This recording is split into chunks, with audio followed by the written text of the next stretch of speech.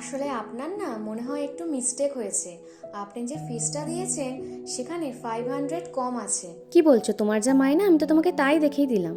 না না, ওটাই আমার মাইনা, কিন্তু আমি বলছিলাম এক্সট্রা 500-এর কথা। এক্সট্রা?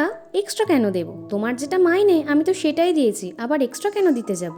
আসলে আগের মাসে আমার শরীর খারাপ বশত আমি 3 থেকে 4 দিন যখন কামাই করেছিলাম, আপনি প্রায় আমার মাইনা থেকে 500 টাকা কেটে নিয়েছিলেন। তো ওর তো এই মাসে পরীক্ষা ছিল, তো পরীক্ষা ছিল বলে আমি প্রত্যেকটা উইকে এক্সট্রা ক্লাস দিয়েছিলাম। তো সেটা তো প্রায় 4 থেকে 5 দিন হয়েই যায়। ওই এক্সট্রা টাকাটা কি আপনি পে করবেন না? ও, হুম হুম, ঠিক আছে, পে করে দেবো। হুম হুম। না না, ঠিক আছে, আমার ওটা পে করে দিলেই হবে। হ্যালো, আপনি যে আজকে বাড়ি থাকবেন না, সেটা কি আমাকে একবারও জানিয়েছিলেন? আমি প্রায় আধ ঘন্টা ধরে আপনার বাড়ির সামনে দাঁড়িয়েছিলাম।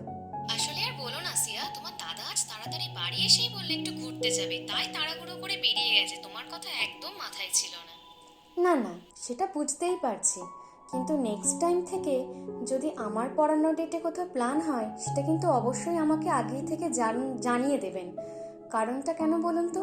আমি তো খুব একটা কাছে থেকে আসি না, তো অনেক দূর থেকে আসতে হয় আমাকে। আচ্ছা ঠিক আছে। দেখুন, আমি বুঝতে পারছি ও বাড়িতে আমি ছাড়া আর কারোর কাছে পড়তে বসে না, কিন্তু বিশ্বাস করুন, এটা ভীষণই একটা খারাপ অভ্যাস। কারণ সপ্তাহে 5 দিন 1.5 ঘন্টা করে পড়িয়ে আমি যে ভীষণ একটা ভালো রেজাল্ট করাতে পারবো তা কিন্তু নয়। বাকি 22 ঘন্টা ও তো বাড়িতেই থাকে। তো বাড়িতে যদি ও না পড়ে, না মুখস্থ করে, তাহলে তো রোজ রোজ এসে মুখস্থ করে লিখে নিয়ে প্র্যাকটিস করানোটা পুরোটাই তো ইম্পসিবল ব্যাপার, তাই না?